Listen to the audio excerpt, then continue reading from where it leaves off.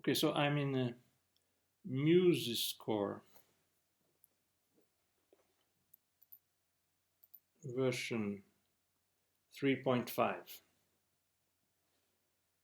and I want to increase this note duration, this single note duration.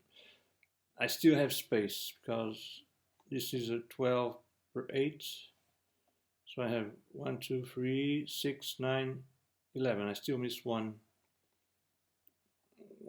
note there. If I click here and do W, it erases the next note. I don't want that, so what shall I do? Let me see. I'm gonna move the notes to the right 1 bit.